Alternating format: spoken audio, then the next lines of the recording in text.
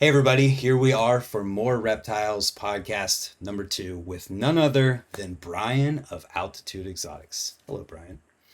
How you doing, man? I'm fantastic. Now that we're here, we're started, we're going, and I'm really excited to do the saga of the Axanthic Crested Gecko.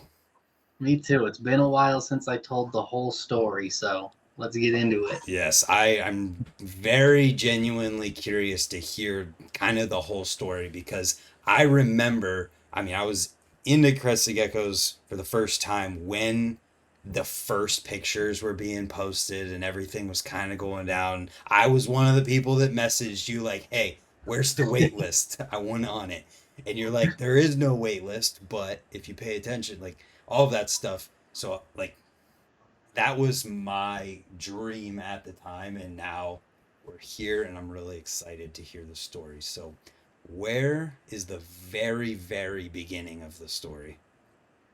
So the very beginning was on a forum that's no longer exists. It was deleted. It was the Rapashi's Alan Rapashi's old website had a whole gecko forum on it. This was back before it was Rapashi Ventures LLC or whatever his company name is now. It was just this dude named Alan Rapashi. He was selling geckos and gecko diet and all this stuff on the website, and he had a forum just to drive traffic there. And it was kind of after that forum had died out. It wasn't very active. And for some reason, that's where this girl went and posted these pictures of these little baby geckos that looked like they were Photoshopped. They were totally monochrome. And it was weird because the gecko world, especially back then, nobody thought about morphs or genetic mutations or anything. And everybody told her they were fake. Huh. She posted the first picture I ever saw was clutch mates, and one of them was Axanthic and the other one wasn't, and they were on top of the cap for her camera lens. So it was like a Canon cap, a Canon on it. I still have that picture. I actually had her send it to me a while back just for nostalgia. And I immediately knew exactly what it was. I'm like, it's not Photoshop. I know exactly what that is. I was super excited because I love Axanthic animals, and that was like a dream come true for me. And everybody else on that forum was telling her this is a scam. You Photoshop them. If you don't post videos of them, we don't believe you. Wow. So before we go any further too, when did this happen? God, I want to say that might have been 2012. I don't think it was 2011. It might have been like late 2011, early 2012. Yeah. I'm trying to Wow. remember if I bought my house in February 2012, and I'm trying to remember if it was before or after that. I think it was after. I think it was early 2012 Okay, was so when the factory more went than up. 10 years ago at the very least. Yeah, it's been at least a decade. Yeah. Wow. Damn. Yeah. We're all getting old. But I was saying you don't get old until you quit. I will get old when I die. That's right. And that's when you quit. So Exactly. they're on the website. You're the one guy who's like, all right, I know what this is. Yeah, I immediately messaged her, and I had no idea. Had never met this person, had never seen them post. She was brand new to the forum, had never posted anything but these pictures. And she was just kind of like, "Hey, look at these weird geckos that hatched out." And I Yeah. immediately messaged her because I knew exactly what it was. I was like, I gotta have them. I have to have these things." So I immediately messaged her, told her who I was, said I need to have these. Like, let's talk. Are you thinking about selling? I think she had two visual babies that had hatched at that time, and she very promptly told me no. I'm absolutely not selling them, and then didn't talk to me for like 9 months after that. Wouldn't answer a message, just very firmly, politely, but firmly said, nope, they are not and will not be for sale. And then she wouldn't answer my messages anymore. Wow. That's crazy. Yeah, I think it was like 9 months later, she finally came back. And like I said, she was very polite. And she finally came back and pretty much came back to me and said, look, it's dawned on me that this this is bigger than I can do. This project is bigger than I have the capability for. Yeah. This girl had I think 6 geckos total in And her. she just happened to. So I got to back it up even another step before I ever saw the Axanthic. So the way they came about was she had two geckos that her then boyfriend, he's now her husband, had bought for her. It was a boy and a girl, and they were siblings. So she had kept them in separate tanks, and then she took them out to clean the tanks and gave them to her boyfriend and said, "Hey, go put these in the temp tank so I can clean their tubs real quick." And while she was cleaning their cages, he misunderstood what she had said and put them in the same tank instead of separate ones. And they bred while they were in like a temp tank while she was cleaning. So it was a completely accidental breeding. She Whoa. never intended to breed siblings together.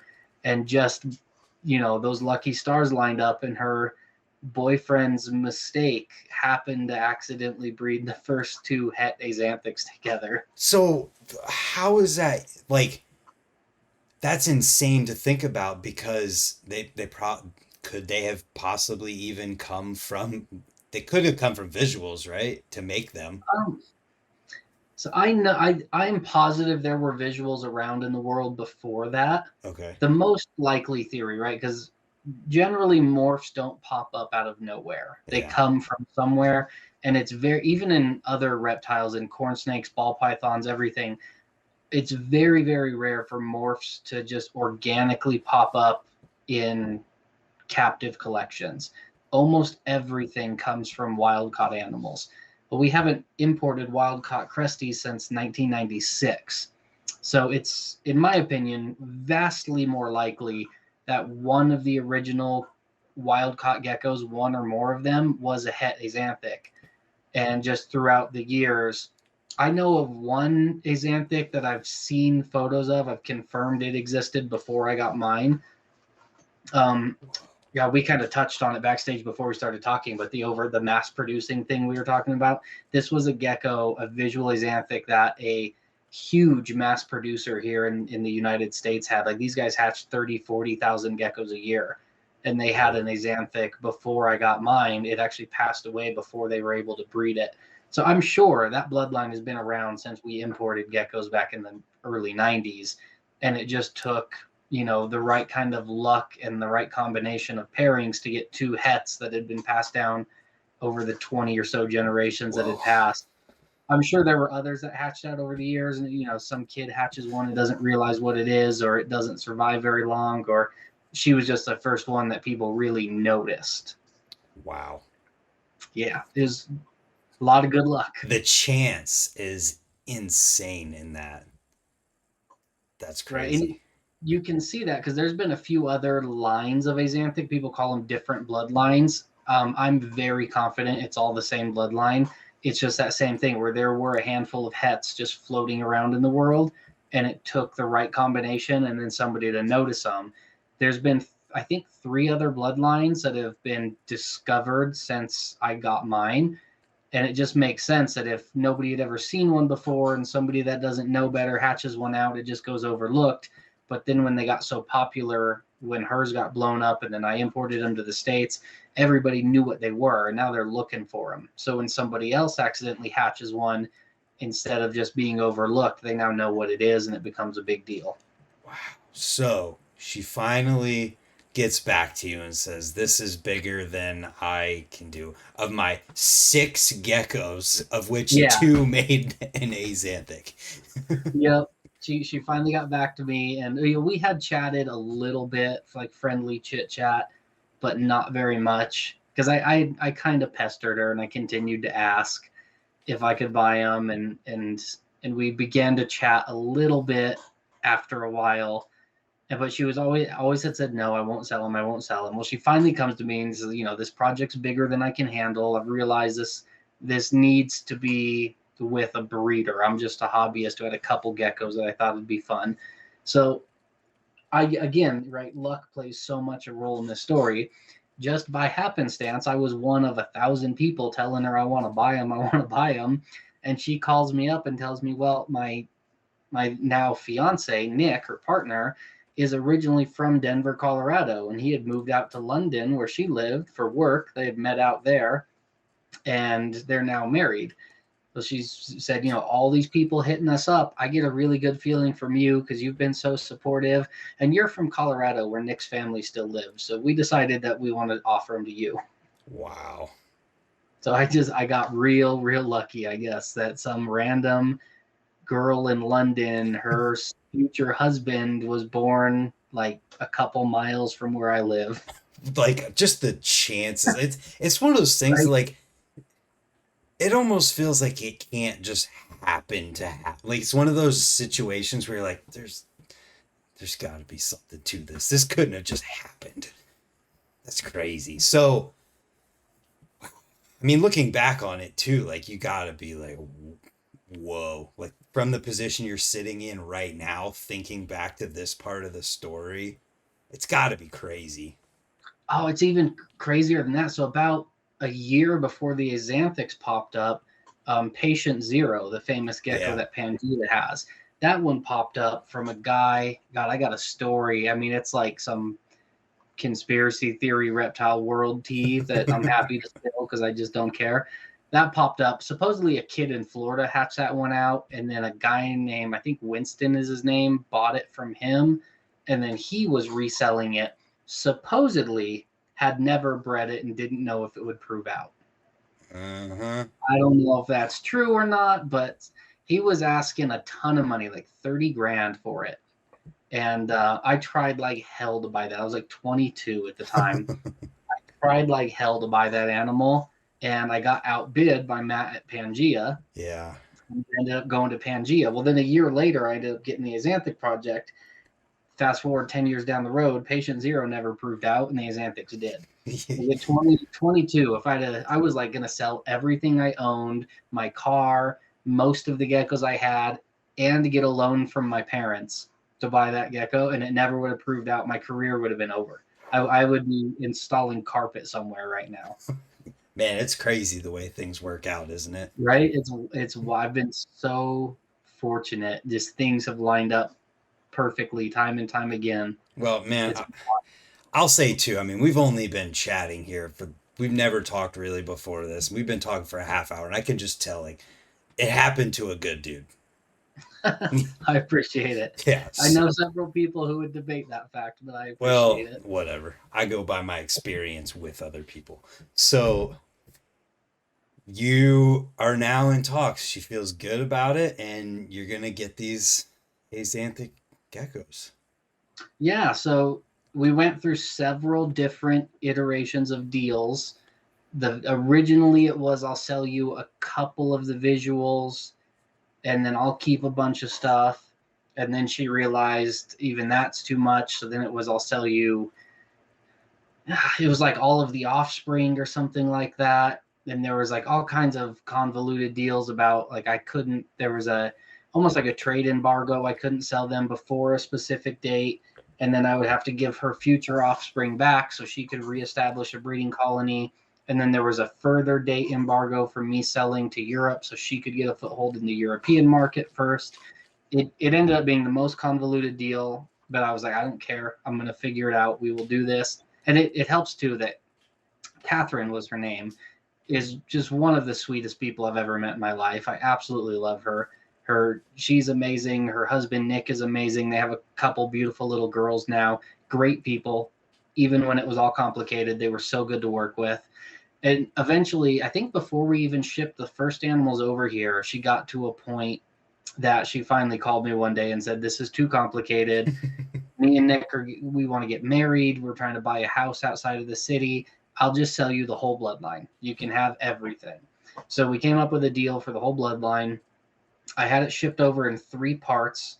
I told her I don't want everything shipped together. I had her ship the 3 oldest visuals and a handful of hets first, and then the baby visuals and all the baby hets second, and then the original founding pair third.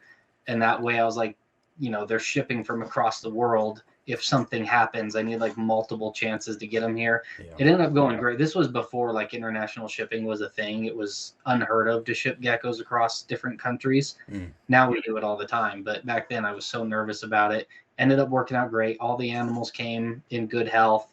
I actually still have, to this day, I still have Aspen and Esperanza are their names, the first 2 hets that started the whole project. Whoa. I still have them. They still live together in a cage. They still breed. They don't produce very much anymore because they're getting old, but I'll get 3 or 4 babies a year out of them. That is something special. Do you like? When you do that, are you selling them at all? Are you like advertising that these are coming from the first ones? Yeah, I do sometimes. That's really cool. Um, so I generally don't do any pairings that'll produce possible hets because I just don't want to mess with it. Yeah. So the only time you'll see, I actually have one that's going to go up for my Black Friday sale. It's a male 66% possible het Axanthic. Those are always from that original pair because they're the only het pair that I breed together to get possible hets. So if you ever see a possible het, it's from that original pair. And then occasionally they'll pop out a visual that'll sell off as well. How cool. That's just, I don't know. There's just something cool about that. I love every time I feed them. I get to be like, you guys have no idea what you did. The history. These two geckos have no idea what they started. They should be on like a pedestal at your Right? house that's like marble and that's really wild. So I've got to know too, like, what's your reaction to seeing the visuals for the first time? It was really strange because I don't know, for some reason in my head I assumed they would look different than they do in pictures because it's so easy for your brain, especially this day and age. We're so used to photos that get manipulated and Instagram filters that make everything look funny, and like you just assume photos look different because we're so used to filters and everything. And then when you get them in person, when I opened the box and had I remember holding the first one. I was actually in the next room over from this one I'm sitting in now. And I remember sitting there looking at it going, it doesn't look real because the photos look photoshopped. And in my head, I know in person they're going to look all black and white looking too, but it just didn't compute. It was like I was holding something that was photoshopped. It was so weird. Dang. And then was there a realization of like, whoa. Yeah, it quickly set in that I was like, so this is real exciting. I have these things, but now I got people like I didn't tell anybody that I had got the whole project for a while till after I had them all shipped in, and then I did a whole big reveal. Like people, you know, back there's so much turnover in the gecko world. A lot of people weren't there for it, but at the time, Catherine had announced that she was selling the project, and she had a whole Facebook page just for these geckos so people could see them and track them and ask questions. And she had announced that they were getting sold, but didn't say who was getting them. And I think there was about 6 months or so that people knew the whole project was moving, but nobody knew where it was going to go. And then I finally did a big reveal that I had gotten these geckos, and it was, an overwhelming moment that very quickly became a realization of, oh, this is going to be like years before this turns into anything. Like I got 3 of these things now. Yeah. I think I have 5 visuals because there was 3 that hatched the first year, and then 2 she hatched the second year, and then by that time we shipped them all over. So I'm like, I have 5 visuals, and they're all little. None of them are even breeding yet. Like it's going to be years before it'll be 2 or 3 years before I hatch another one, much less like build out a whole project and cross in new bloodlines. And that's where you come in sending me messages saying, where's the waiting list? And I was just like so overwhelmed late 2012 going, I just started telling people, don't even message me till 2015. Well, that was it. Yeah, I was like, I'm not selling anything for at least 3 years. Like, don't, and it was just constant messages. Yes, I mean, where I came in is when you were about to release the first ones. Yeah. Wow. I didn't realize I it. had a great story on that. I had a dude when I was getting close to releasing the first ones.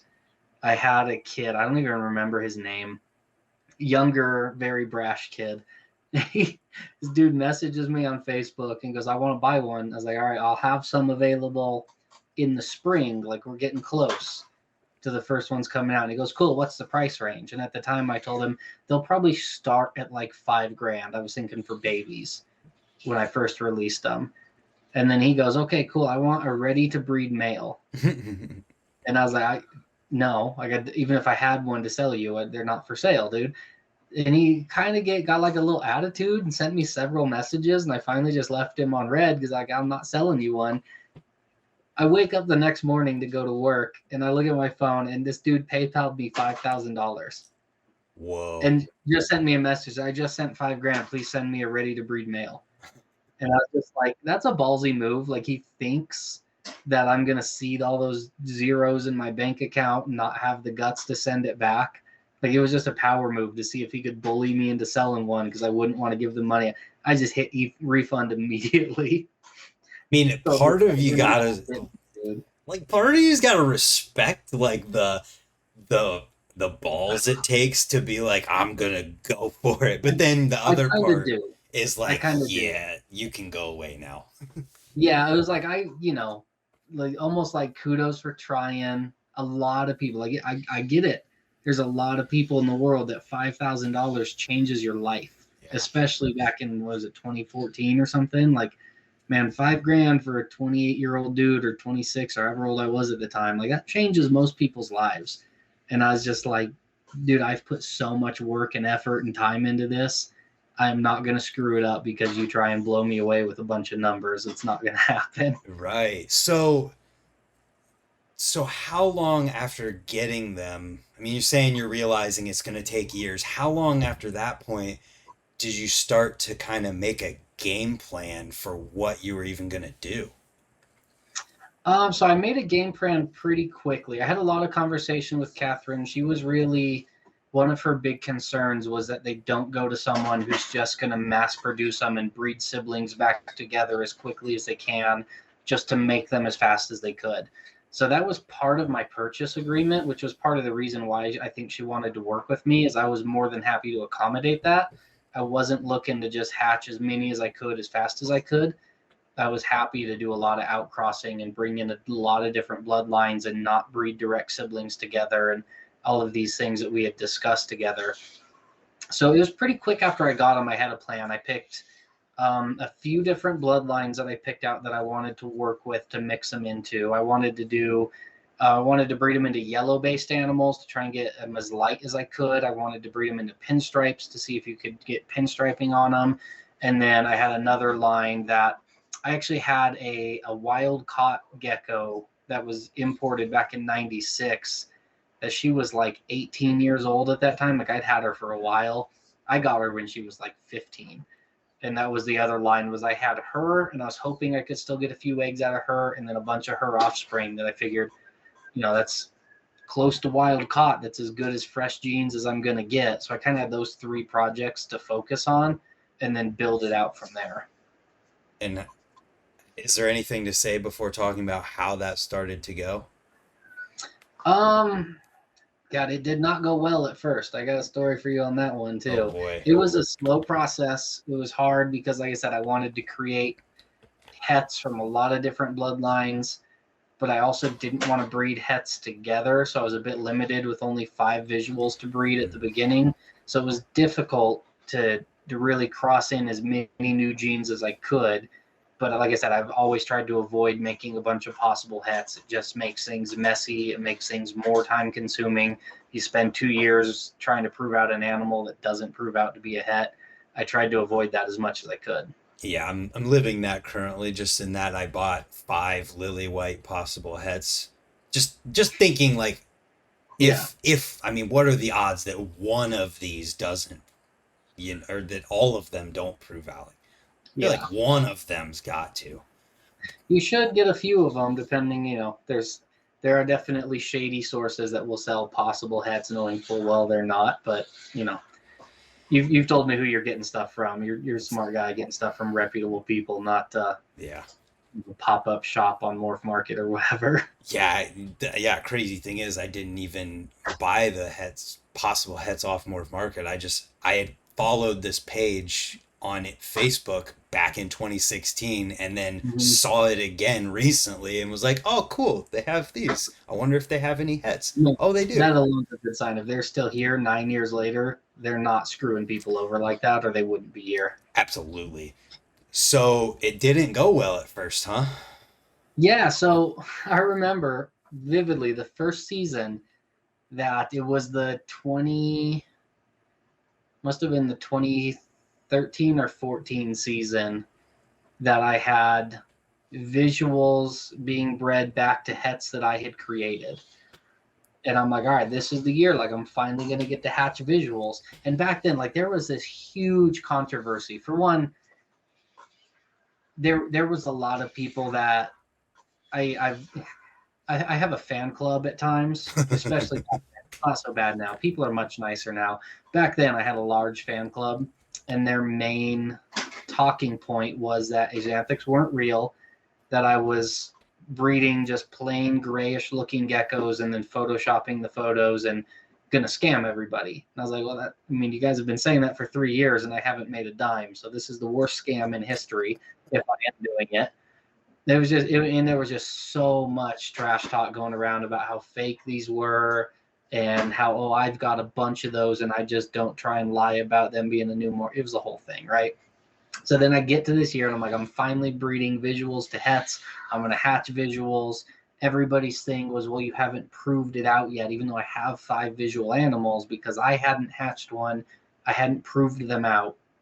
And it was this enormous amount of pressure I felt, because it felt like, because, you know, the noisy minority is always the noisiest. Yes, It they felt are. like everyone in the world was telling me I hadn't proved it out and this was a massive scam and I was a failure.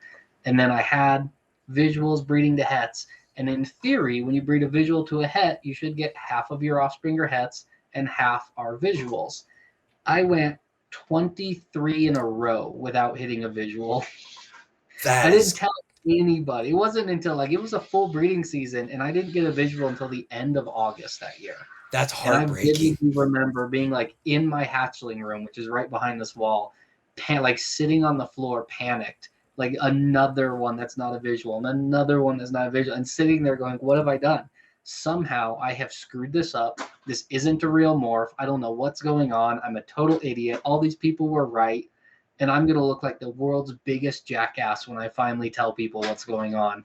And it was like I have never felt so bad in my whole life for that summer, just feeling like a total failure until one finally hatched out.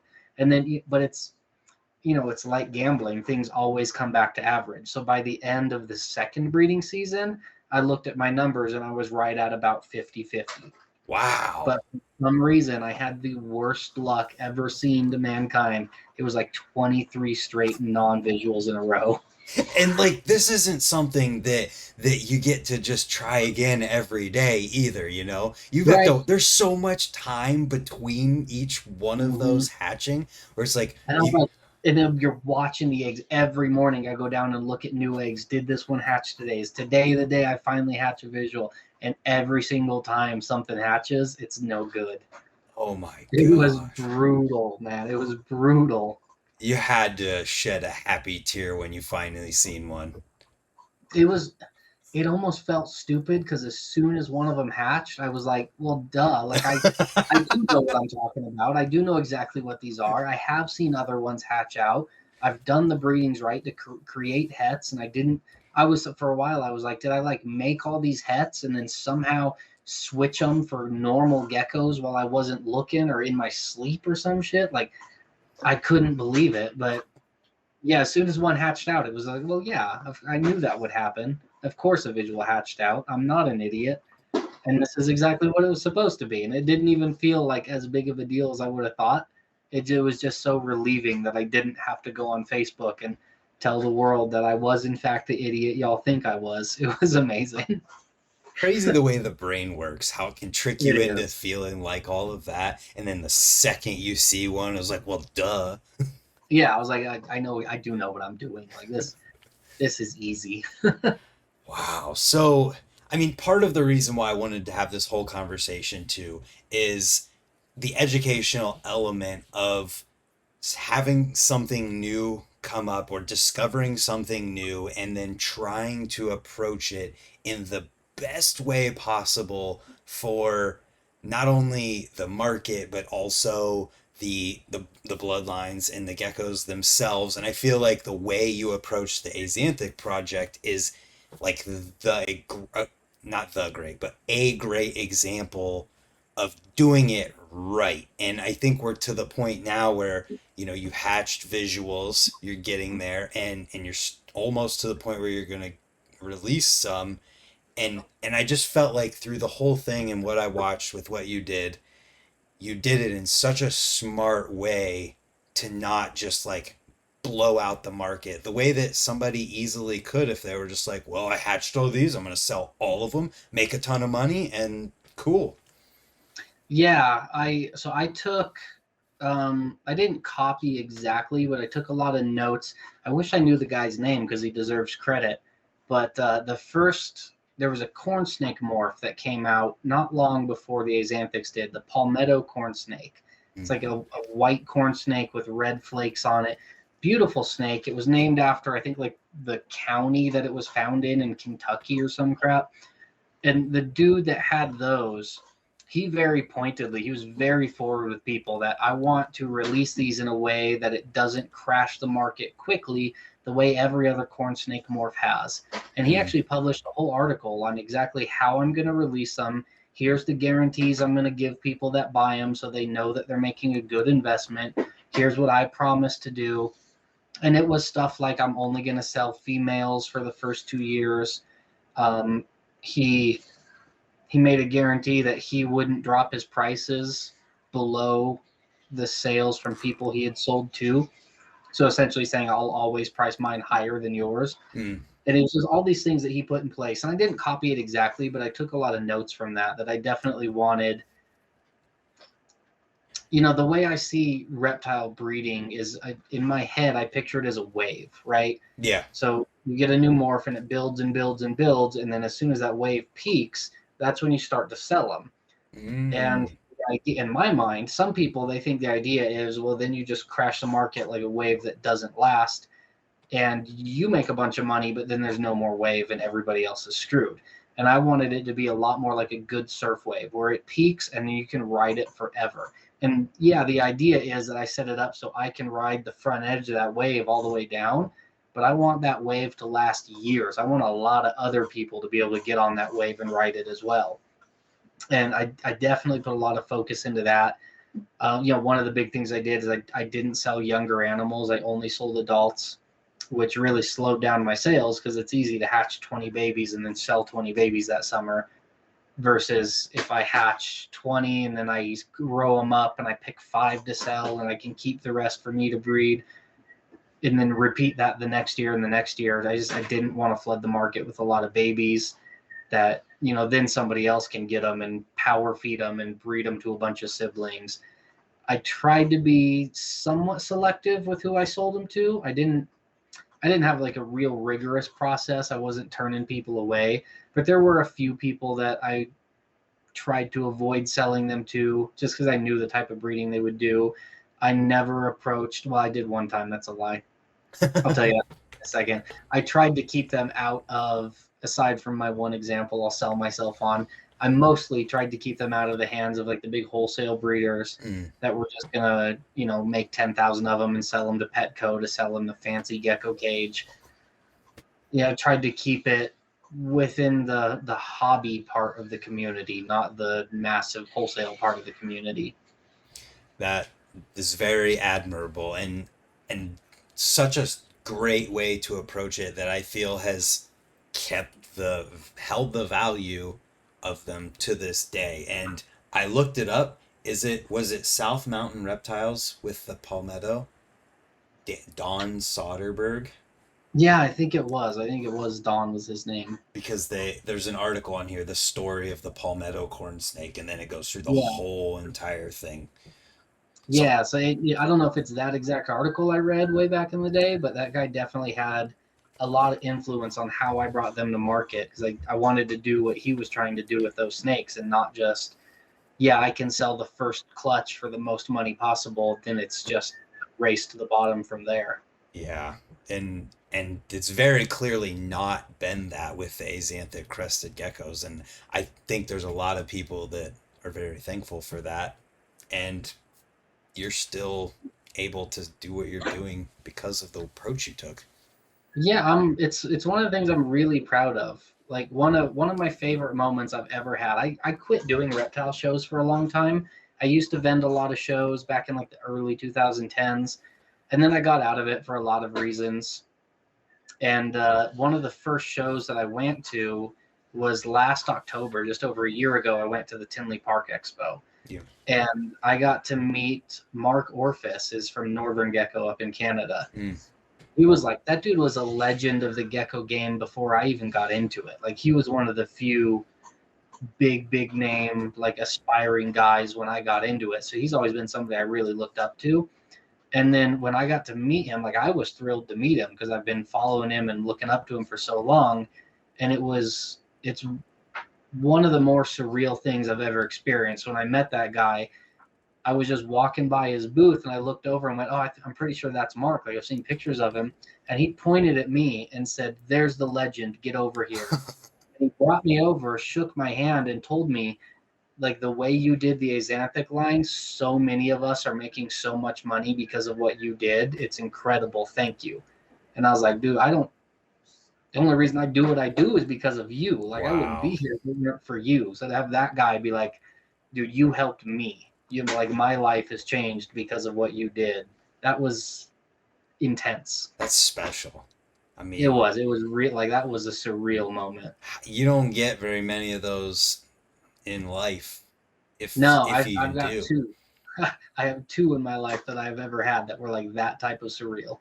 Yeah, man, I could think. Yeah, that's amazing. That really is.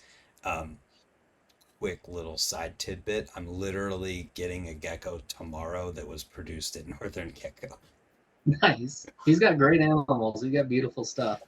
Wow, that's funny. I didn't know it. I bought it from someone else and didn't know it until I was looking Yeah. up old pictures and saw it. Anyways, though, so your conscious approach to it was similar to that. Is there anything specific to how you were laying it out through the the years to come after the first release? Um, the hardest part was trying to figure out pricing because there was just nothing like it Yeah. had ever really hit the gecko world before. And you couldn't really model it after any other reptile because, like, ball pythons, everybody's used to. A brand new morph comes out of Ghana and they're going to be 120 grand for the first one and 80 grand for the next clutch, and then it's downhill from there. But that's not the way the gecko world worked. And it was like, I come from, I remember in 2010, I bought a gecko for $1,200 and the internet lost their minds. And, like, I got hate mail because you're so stupid. How could you pay that much money for a gecko? Like, other gecko people telling me I was hurting the gecko market by being willing to overpay for a crap gecko. Like, it was why there was so much negativity and just, it was a bad place to spend your time in the early 2010s gecko world online. It's so much better today. I'm so thankful for it. Like, that's where the gecko market came from. And then it was like, I don't know what these are worth. Are they worth $1,000? Are they worth $10,000? It was so hard to think about what pricing might be. And I was really just kind of making it up. I refused to tell anybody any prices for years because I didn't want to say something and then later find out that was way too high and nobody's going to pay it, or find out, well, I think people would pay double that, but now I can't ask for it because I've already said this.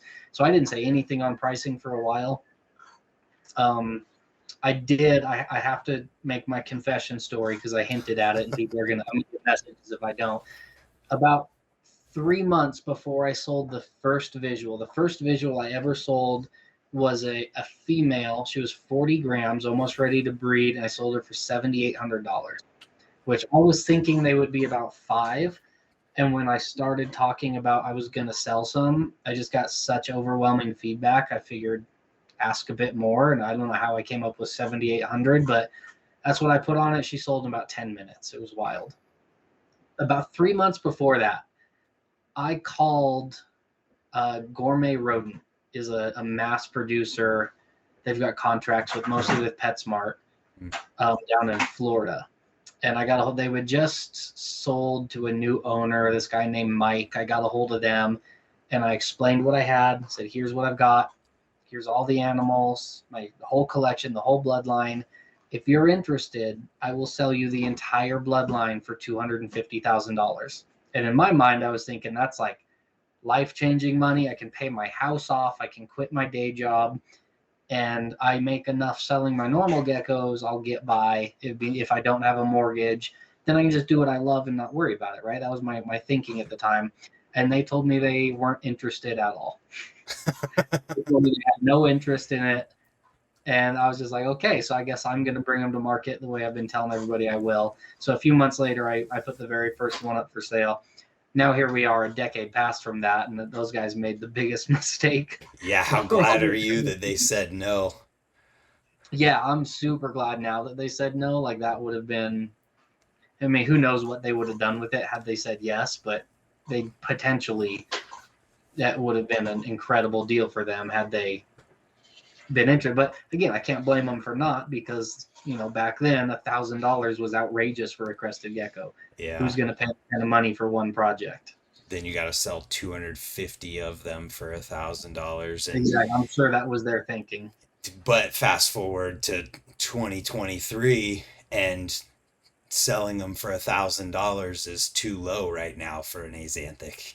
Yeah, like that would be ridiculous. They're still worth 3 times that. Which is, I mean, it's a testament to your plan and your plan working. And had they said yes to that, there's so many people out there who would have never known it, but they would have been worse off because they didn't get to like reap some of the benefits of the plan you set into motion with that. And that's pretty amazing, honestly. Yeah, I think about that. I can even think about my life. Like I would think that I was so successful. Can you believe I did all this work and built this thing up, and then it's like building a company just to try and sell it to Google, Yeah. right? Like I would have been bragging to people about this thing that I sold to this big pet company that I made my money on and paid off my house when I was 26, and like little would I have known what I actually missed out on. Crazy the way things work. I mean, things happen the way they're meant to happen. They always do. And it's amazing. And so when the first, like, you have this and you got, pinstripes are happening. You're having different things happening. So how do you develop it even further once you start getting the normal Axanthics, I guess you could say, out there? So that was the next criticism that came up when it was no longer feasible to make the he's lying and scamming everybody argument. Yeah. Apart pretty quickly. Then the next one was, well, these are worthless because they're just plain gray geckos. And who wants an ugly plain gray gecko? I'm like, well, for one, like if that's not your thing, that's not your thing. Everybody has their opinion. Your opinion is valid. But some of y'all are just doing it to be rude. Yes. And they're not just plain gray geckos. They're incredible looking. And then for two, it's like, all right, well, how do I shut those people up? You got to do something else with it. So you got to make pinstripes. I started with pinstripes, and I tried to do really light-based ones. I figured out pretty quick that the darker-based ones is what the market preferred. Mm-hmm. So that's actually a project I'm kind of circling back to now, because it kind of got abandoned early on when nobody wanted light-based ones. They all wanted black ones. Now we're circling back around when we're trying to create new things. A couple years later, I started mixing in Dalmatians. That's been a pretty slow project, but going for Axanthic Super Dals is one I've been working on for a while. And then Lily Whites came out, and that was a big game changer. The Lily White gene. A lot of people, when you hear people talk about crested gecko history, they get it backwards. That Lily Whites came out first, and then Axanthics came out later. It was actually the other way around. Yeah. The Lily Whites just hit the market so hard, and they're codoms, so they're a lot easier to breed. You get more of them. So, they got popular much quicker, and they were introduced way too cheap. I've always said the people that first had that morph, they made just an astronomical amount of money, but they left so much money on the table because they released theirs before, like my Axanthics came around well before Lily Whites did. But they started selling Lily Whites before I ever sold an Axanthic. Yeah. And they were clearly still in the mindset of, an expensive gecko's worth $1,200, and that's what they priced them at. And I bet they could have gotten 4, 5, 6, 7 times that had they asked for it, and they just didn't know to ask for it. I remember I didn't get the very first round of Lily Whites that got released, but it was like the second or third big release they did. I finally got up on their waiting list, and they said they had 9 geckos, and I remember offering them $9,500 for all 9 geckos, and they told me, no, we've got limits. You can only buy 3 because we have so many other people waiting. But I mean, it gives you an idea of what the price was. Yeah. I think I called them a little bit because I was trying to buy a bulk package, but they weren't much over $1,000 a piece.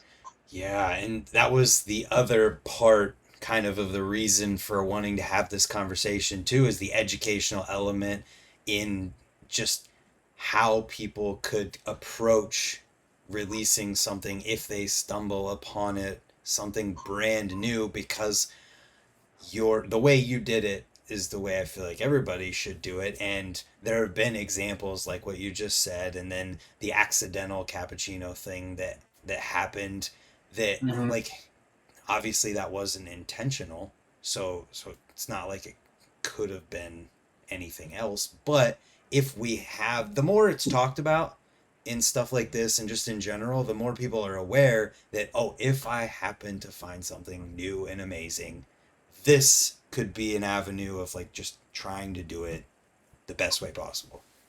Yeah, I'd definitely say, like, if you have something that you think is that novel and that new and amazing, you have to realize it's going to be a slow burn. Like, you're going to spend the next 15 years of your life on this. And if you don't want to do that, you have 2 other options. You can breed just a crap ton of them right off the bat, sell them all and crash the market. And then it's a 5-year project and you make a lot of money, but nobody else does. And nobody else succeeds. Or you can sell the whole bloodline, find somebody that does know the potential behind it and does have 15 years to put of their life into this. And they're going to give you, if it is that novel and that unique, you're going to get a lot of money for it. And then you're going to set yourself up. You're not doing the 15 years of work that you're trying to avoid to do it the right way. Someone else will, and then the whole community still wins as a whole. Yep, absolutely. Yeah, so I remember when Lily White's first started appearing, at least to like the public. It was definitely, Mm-hmm. I definitely remember seeing them after the Axanthic thing, because I was looking at these like high white extreme harlequins thinking like, this is awesome. And then Lily White's come out and you're like, whoa, that's just what they do. Yeah. So what point do you see a Lily White and think, I might be able to combine these two things? Pretty much right away. I mean, that was the first thought I had, was because by that time I had figured out with the Axanthic gene mutes out the Harlequin gene, similar to like Phantom does. That's all Phantom is. It's a recessive gene that mutes out the cream Harlequin flame pattern, Mm, but it leaves, I call it the highlighter gene, that just the tips of the crests are white, but nothing else. The Phantom gene doesn't affect that, which is why you can get Phantoms that have white pinstripes, mm, but no other color. The Axanthic gene works the same way. For whatever reason, it mutes out the Harlequin gene, doesn't mute out the pinstripe. So you can get an Axanthic pinstripe, but you can't get an Axanthic Harlequin. Some of them hatch with white on their backs or a little bit of white on their sides, and it fades out by the time they're about 6 weeks old. And then they're solid gray geckos again. mm. So that was kind of one of the disappointing things I learned early on was, well, these are just plain gray geckos. You can't get any pattern on them. And then the lily whites came out, and immediately was, well, I wonder if it mutes the lily white gene too. Because in theory, every lily white's got harlequin markings underneath and then the white lily white cream on top. Well, it's going to mute some of that out, but if the lily white gene still shows through, those are going to be pretty incredible looking geckos. And they are. Yeah. And they are. And some of the stuff that I see, you're just scrolling through your Instagram feed and you just see crazy covered in white Axanthics at this point. Right. And now we're even taking it a step further. So we're learning there's another gene that gets layered on top.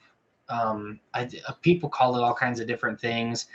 Tangerine is one name you see a lot. You'll see like pinstripes that are real saturated in orange from the Caponetto's Tangerine line. And then there's ones that are real saturated in yellow. Mm. I've just kind of coined it the highlighter project here. So for some reason, the Axanthic gene that limits, that's what Axanthic does, is blocks the animal from producing yellow pigment.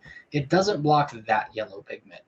I don't know why, but that's the way that genes interact. So you can get black and white monochrome Axanthic lily whites, but then that yellow highlighter gene comes through. So you end up with a perfectly gray animal with crisp white markings, but then the sides and the back, they look like you colored them in with a highlighter. They're bright yellow. Wild. So now that's one of my newer projects that I've been, especially like the last couple of weeks, I've been going through a lot of holdbacks and picking out everything that's really, really bright yellow and putting together projects specifically to how bright can I get that yellow? Can I get a gray and white animal with just like fluorescent, bright, hurt your eyes, neon yellow color on the sides?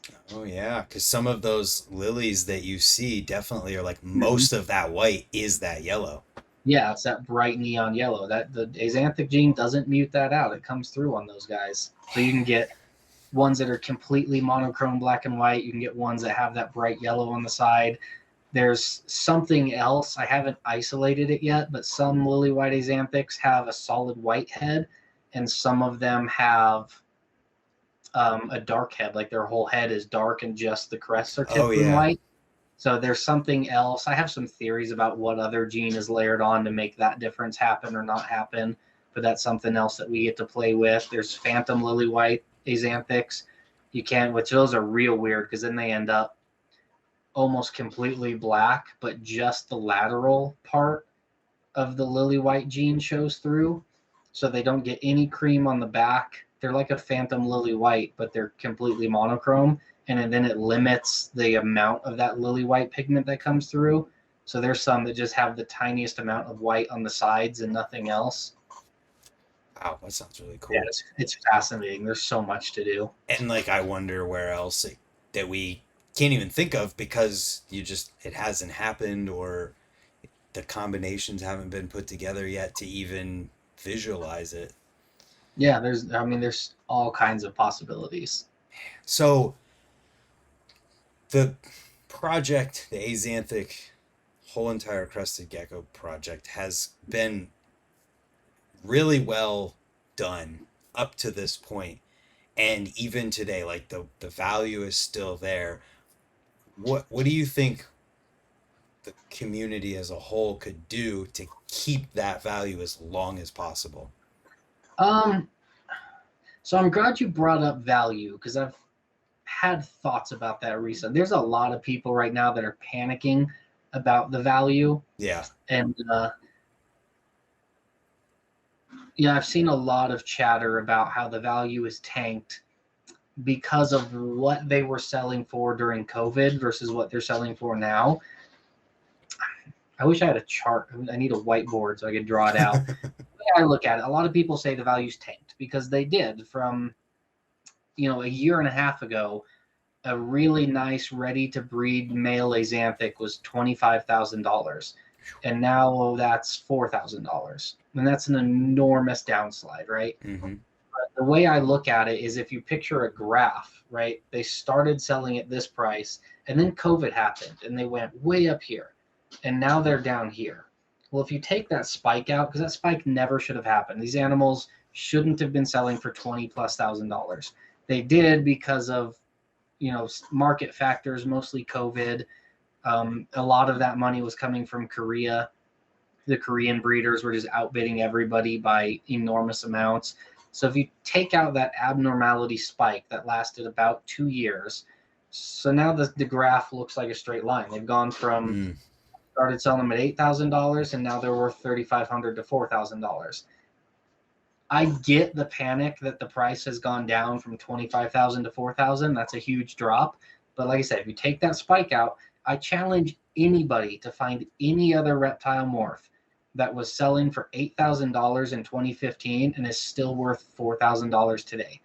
An $8,000 ball python in 2015 is a $40 animal today. There's not Wow. another morph on the planet that has only dropped by 50% in the last 9 years. It's an incredible rate of retention on their value. And that, like I said, that big COVID spike has everybody freaked out that the market is tanked and don't buy Xanthics and this, that. Really, if you look at it, I think in a more accurate sense of terms, the retention on their value has been unprecedented. Yeah, that I mean it makes sense and my mind is going to like, well, maybe it's if it wasn't for that COVID thing, it would be 2000 right now. It could be, yeah, it could be. I don't I mean, know. there's an argument that it would be even higher because they're also being produced in such high numbers from the guys in Korea that is what, that giant spike downward was bound to happen. Like I said, there's just the market for a $20,000 gecko is very, very small. That's what It's I a, was. at this point, it's non-existent. Like I think if you found a brand new morph, like legitimately brand new, not one that's been overlooked like the cappuccinos were, brand new, it wouldn't be worth 20 grand today Yeah, because there's just no market for $20,000 gecko. It doesn't matter how rare it is. There's nobody out there with 20 grand sitting around that wants a gecko. that makes It doesn't sense. matter how rare it is. Yeah, I was thinking when you were saying that, I was wondering, like, all right, who are these people and where are they now and what are they Yeah, doing? they don't exist anymore. Like I wonder, even if you got an albino, like that's always been the holy grail, is when's an albino going to pop up? Well, unless we start importing new animals from the wild, it's never going to happen. But even if one did, let's just say I go in there and I see an albino in my hatchling rack.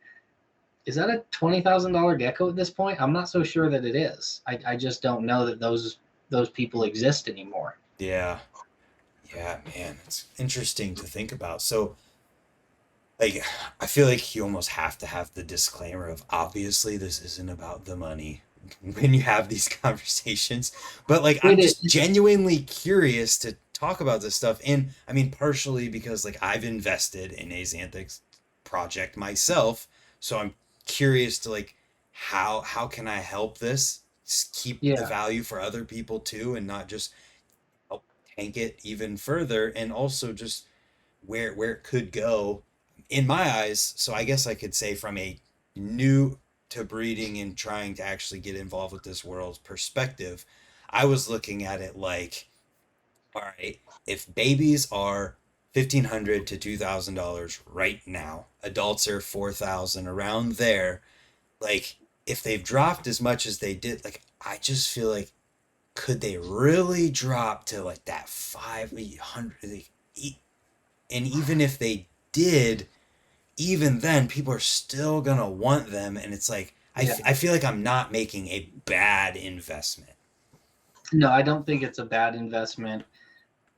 You said something earlier. You said like, how can people help? How can people like you help? It's the same answer I've given people when they ask me how can I be successful at breeding, and it's to breed what you like. Yeah, If you like Axanthic pinstripes, strive to breed the nicest Axanthic pinstripes you can. If everybody does that, it's going to help the whole market, because what hurts the market is people that I'm just going to breed a bunch of Axanthics and sell them on Craigslist for $1,000 each. Nobody likes breeding ugly Axanthics and selling them for $1,000 each. Like yep, people do that because it's easy, quick money in their eyes, but nobody likes that. So if we all do what we like, if you like lily white Axanthics, focus on that. If you like Axanthic pinstripes, focus on that. If you have some new novel idea that you think you can do with the Axanthics, combining it with something else, focus on that. yeah, As long as we're doing what we like if you're good at it, it's going to bolster the market. Other people are going to be impressed by it too. yes, that makes sense. Where everybody lifts each other up rather than tearing each other down. Exactly. Similar to if you're just talking about like a service people have. I like to use the photography world as the Mhm. example when I say this.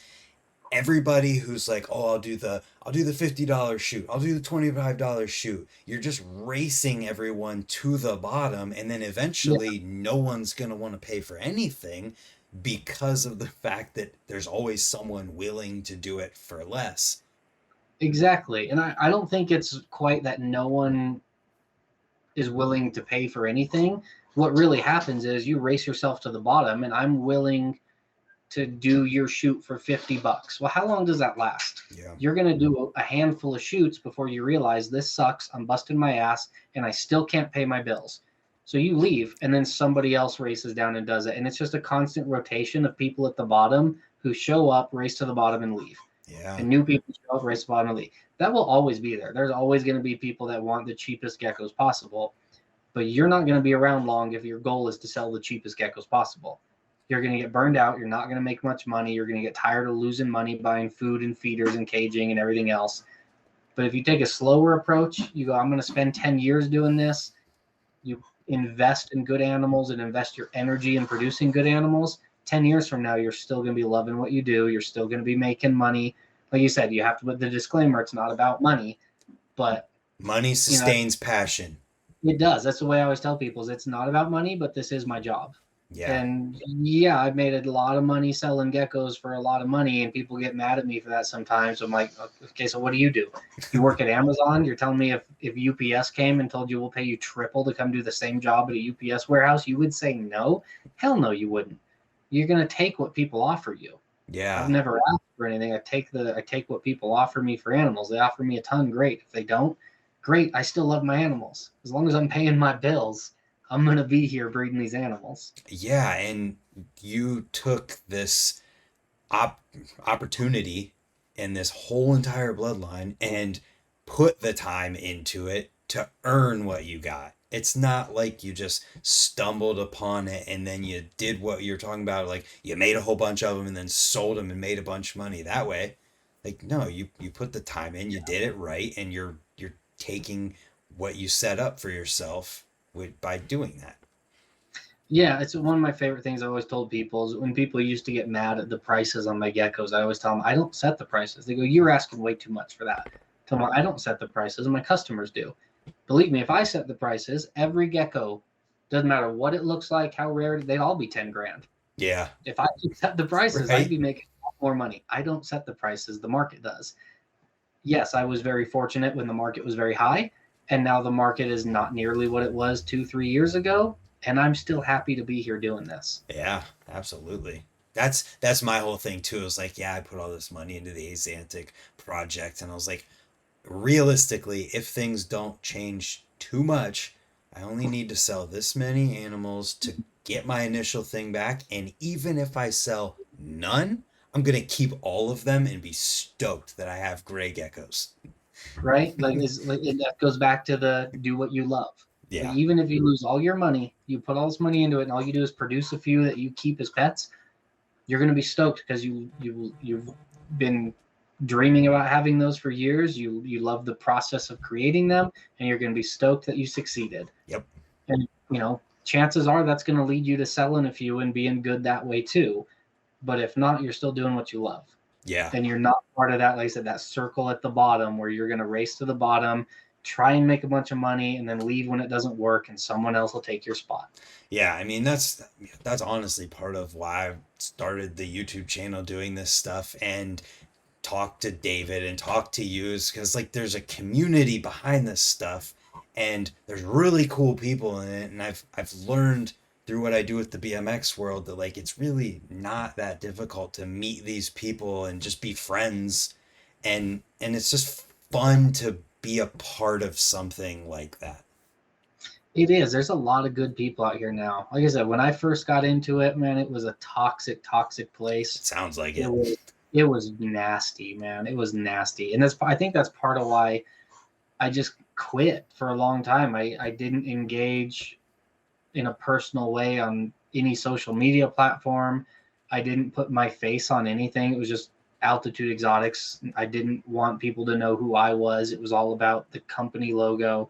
I didn't go to shows. I was just kind of a shut-in nerd sitting in my basement playing with geckos for 10 years. Now that I've kind of like gone back out and I go to shows, and it's just great people all day long at shows. Yeah.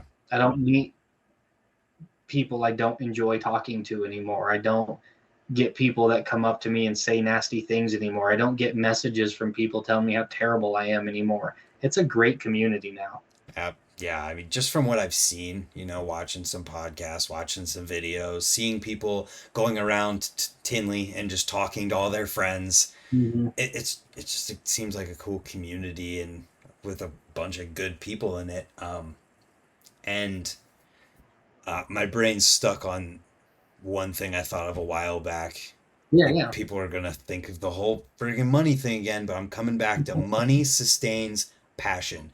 It's the exact same way in the BMX world. Like people used to Yep. hate talking about money, and then I started my YouTube channel, and I'm like, I'm gonna talk about all the stuff that people don't want to talk about and try and help this. And now it's a more accepted thing to talk about, and I just come back to that because the the better people do, the more possibilities there are out there. And I kind of was curious to hear your thoughts on how you think the crested gecko world, community, whatever, can what people could do to try and steer things back in an upward direction. Um, it's almost a recycled answer I gave earlier, but it really is the truth. It's do what you love. Oh Like, yeah. a big part of it is, when everything went crazy with COVID and the prices went so high, it's part of why that huge spike downward has happened so quickly. Is there were a lot of people that saw big dollar signs and went, if I buy a bunch of geckos, I can breed these and sell them. And look what he's getting for these geckos. I can do that too. Well, it doesn't work that way. That's part of that circle at the bottom, except Mhm. because of the COVID bubble, they all got to start up here and circle at the bottom. It's the same people. Yeah. They just started at a much higher place. And we're seeing a lot of those people. The other thing to realize, this sounds really, I don't like the optics of how it sounds, but I don't know another way to say it. Like, being a full-time reptile breeder is just not a viable career path for most people. Oh yeah. I always use it. I was a musician before I did this, and I use it similar to being a musician. Like, if you play music and that's your passion and that's what you love, don't stop playing music. You love it.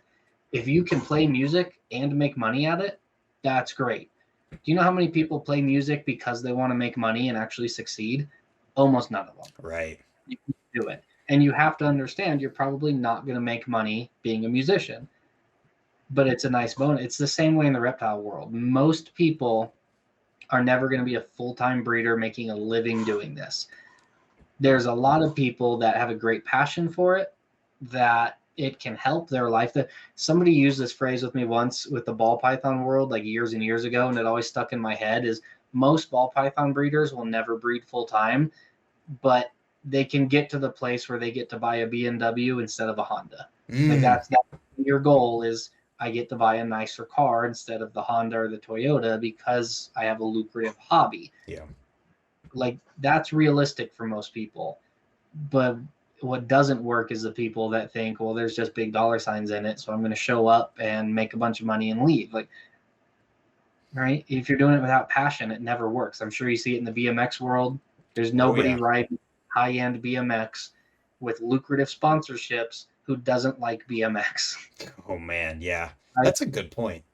You make a lot of money and you get big sponsorships because your entire life is BMX, and you would be doing it if you had a rusty bike with a broken chain that you had to weld back together on a crappy dirt lot that you built a couple jumps on. Those people would still be out there doing it, Yep. but now they get to do it with lucrative sponsorships and make a good living. It's the same thing. Every industry is the same way, or every creative industry anyways. Even just every thing has their areas like that. It just makes total sense. So I guess to loop that back to the Axanthic thing, have you thought of like your wildest dream of a thing that could one day maybe happen? Um,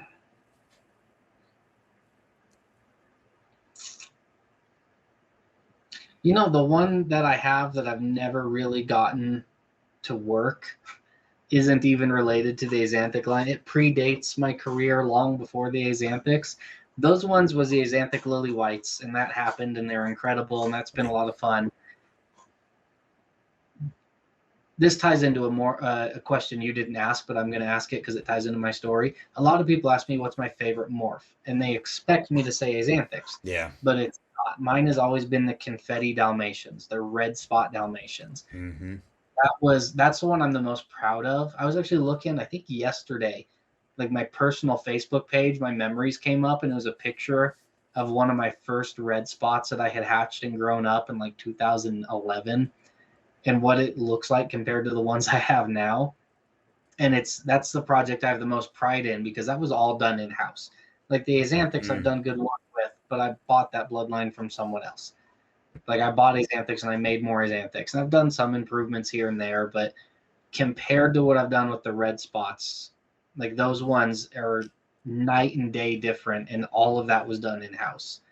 That's the project I'm most proud of. The only place I've failed with it, and like my holy grail, I want that animal, is a red spot, like big red spot super Dalmatian on a yellow based gecko. And for some reason, I can't get it to work. All the confetti have red bases. I have a few that have an orangish base, but like a bright hypo yellow base with big bright red spots. I've been trying for 15 years and I can't get it to happen. Huh. I wonder. I don't know. I don't know if there's something with the genetics that they're not compatible. You can get yellow ones with like a couple little red spots here and there, but it doesn't. So like I've had so much success reproducing and extrapolating the red spots on red geckos. I have not been able to do the same on yellow geckos, and I don't really know why. I'm stubborn, so I'm not giving. I actually have a couple. I just pulled out some holdbacks early this week that I'm going to try putting into the breeding project next year. These ones look good. I think I'm onto something here. But I've been saying that for 15 years, and I haven't made much progress. Like that old crazy guy who's just going for it. I'll tell you, in 25 years, it's going to be me in a room with like one rack of cages, all of them red spot animals going, I can do it. I can get it all. Sold all of the Axanthics. Sold Everything else is gone. Nobody even knows who I am anymore. I'm just some, legend from this dude that used to breed and nobody's heard from him in years, and it's just me in a dark room. And then one day there will be a YouTube video on YouTube 2050. I finally did it. Now it'll be somebody else on whatever the next iteration of YouTube is, and they'll be like, hey guys, look at this weird gecko I have, and it'll be exactly what I've been trying to do for 25 years. I found it in Petco in the fancy. It'll be, I have 6 geckos that all live in a tank, and then a baby hatched out from the soil at the bottom, and this is it. Oh my gosh. Supposedly that's where Patient Zero came from, is some kid had like 7 geckos in a giant like 55-gallon vivarium, and Patient Zero popped out of there. Of course. Yeah. Wow. Oh, I was going to tell, I had that story. I was going to tell you too. Let's hear it. The saga with that. So the dude that had Patient Zero that sold him, I'm going to look up his, I'm going to totally sell him out. It's like WHS Reptiles Wilson something. Okay. I don't know if you ever heard of them. Ball python breeder, WHS Reptiles. So back in the day, I don't know if you were around back then, there was the huge, like the biggest story ever to hit the reptile world was the scaleless ball python. I'm seeing this in Googling. Right. Okay. Back when BHB, when Brian Barczyk, like it was this huge thing. He had this animal that had like a few spots that didn't have scales on the head, and he theorized that if you breed 2 of those together, the super form would be a scaleless snake. And it was this huge thing. And it was like, I remember when he posted the video of him cutting the first one out of the egg and how exciting it was. There's scaleless ball pythons.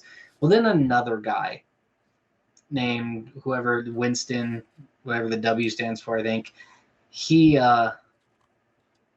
like 6 months later, announced that he had his own bloodline of scaleless ball pythons, that they were completely different, not related to Brian Barczyk's, not the BHB line.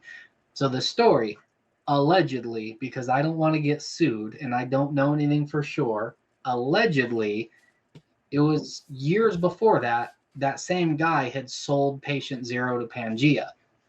And the story I've heard goes, this kid in Florida hatched Patient Zero, and this guy saw it and obviously knew a piebald crested gecko that's not only really cool, but an absolute gold mine, and paid this kid like $3 or $4 grand for it, which was outrageous money back then. He then got wind that Barczyk had possible scaleless ball pythons, and knowing that was a much bigger gold mine, allegedly he shipped a female snake to an employee of Brian Barczyk's and had the guy come in after hours, put it with the het scaleless to breed it, and paid this kid 30 grand to do it. And that's why he sold Patient Zero, was to bribe one of Barczyk's employees to breed the scaleless ball python to his. and then just hid it for a year and a half, and then came out and said, "Oh, I have scaleless ones too." Like there, Barchek, from allegedly, from what I've been told, he knows that this happened. Like they had a lot of beef back in the day.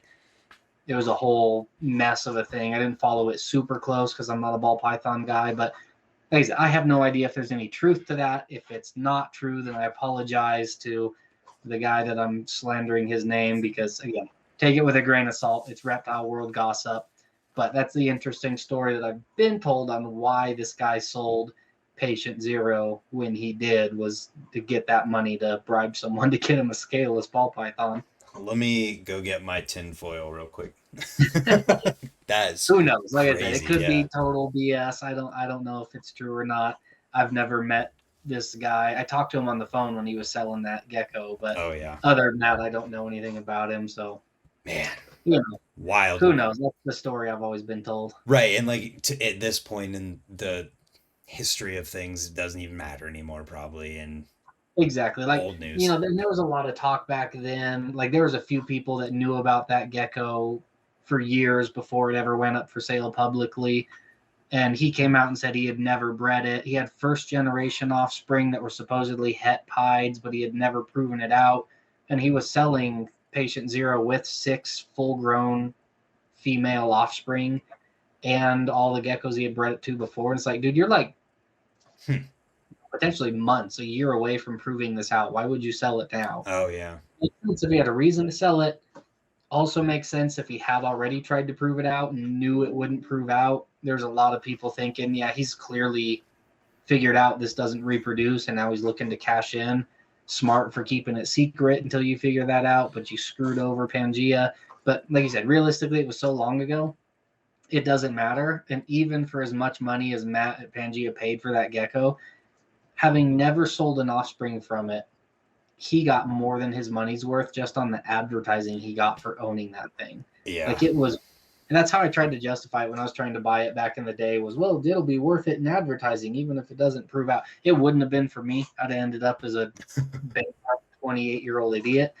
But for Matt, because he's such a genius businessman and built an entire company around it, like that thing's been such a lucrative mascot just so to get people talking about him. It's been wildly successful. Yeah, that was one thing when I watched the podcast with him and Tom, and I think Anthony, where they were talking about genetics. That was the first time I ever saw Matt before, and I was like, wait a minute, this guy looks really young. He's the one behind Pangea, like.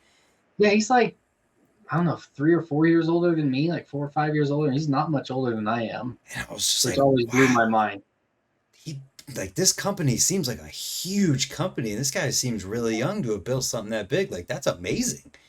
Yeah, I've always looked at him and been like, we started in geckos around the same time. He was a couple years before me, but I've always been like, we just like kind of took different paths. Like we're not that dissimilar of guys, except he's wildly more successful and I have slightly more hair. Those are the only real differences. Okay. It's like we both got started in that hobby world of, oh, you've got like 100 geckos and that's a lot back on the forum days. And then he went hard into dry goods and caging and, building a whole empire. Whereas I went, okay, now I've got 4,000 geckos and that's all I'm doing is live animals. Yeah.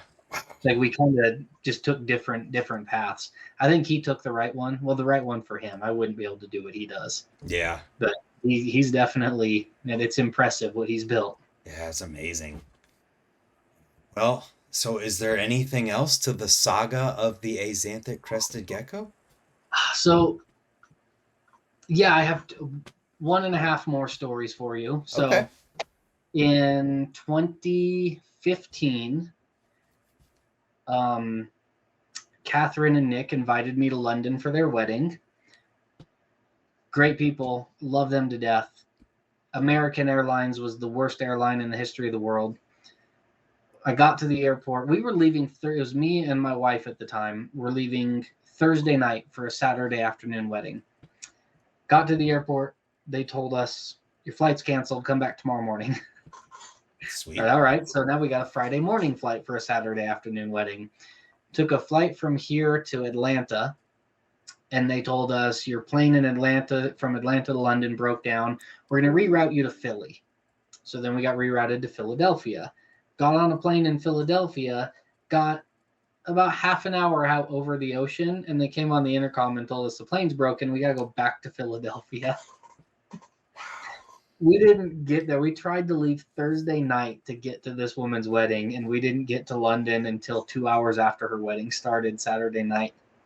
And then they lost all our luggage. We spent a week in London with no luggage.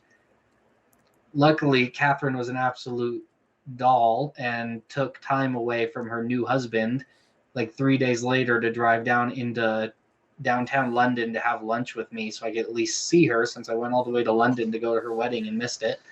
It was a whole mess. The whole thing was a mess. A couple years later, they actually came out to Denver because Nick's family still lives here, and we got to spend some time with them then. That was great. And then we kind of fell out of contact a little bit. She, moved out to the suburbs, and they had a couple kids. They're having a great life, doing absolutely. Her daughters are just the most adorable things I've ever seen in my life. We recently kind of got back in touch with each other, and she hit me up and she was like, I would like a couple geckos. It would be fun to breed them and to have some of my bloodline that you've done so much with, and have that experience of hatching some of them with my kids. That I think her oldest daughter is 4. So she's like, it'd be fun to do with my kids. And she tried to buy a couple Axanthics off me, and I told her absolutely not.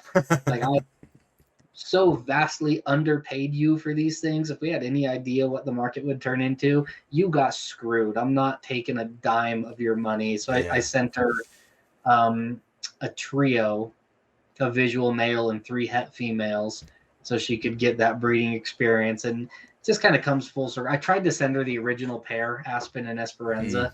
I know they had some sentimental significance to her and her husband, and she was like, no, I really want to do the breeding thing, and those two don't breed. I would love to have them, but they still don't have very much space.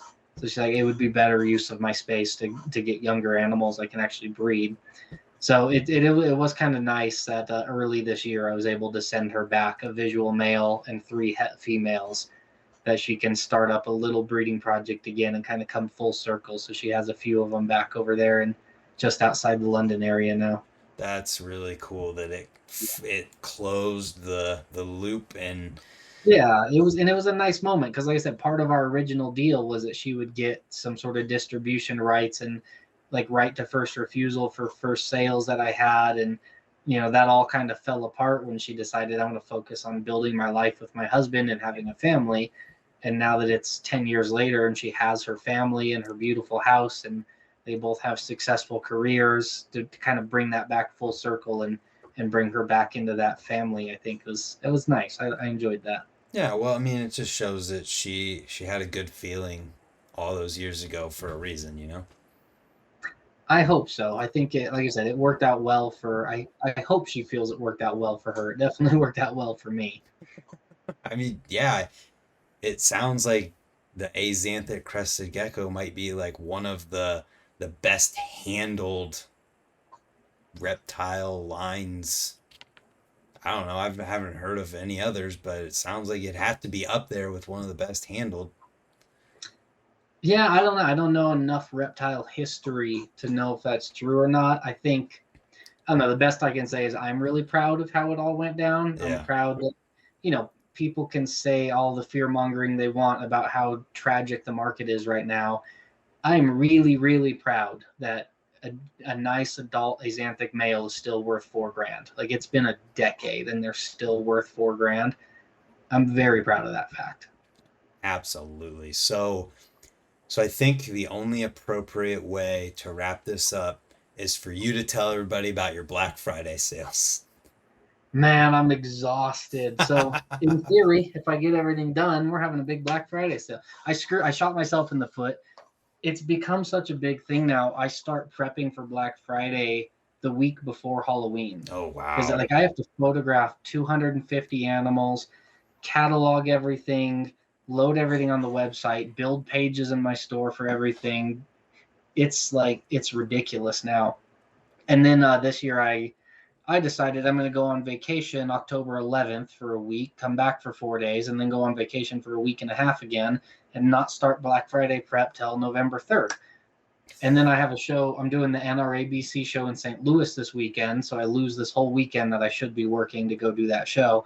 I didn't make great life choices, but I have good help, and I'm well on track to get everything done by Black Friday. So we will have.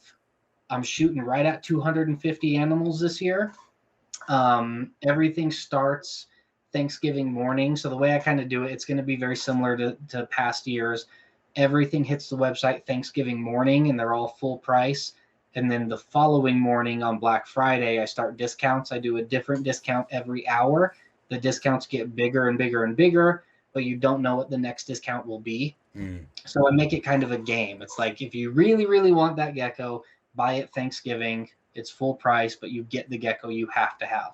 If you want it, but you don't have to have it, then let's play a game the next day. You can get it at a discount now, or you can wait an hour and get it at a bigger discount, or wait another hour and get it at an even bigger discount. If you wait too long and someone buys the gecko you want, you're SOL. So it kind of becomes it's a fun game. I like being interactive with people. It's one of my favorite days of the year because I'm posting videos all day, like every hour, all day for 13 hours.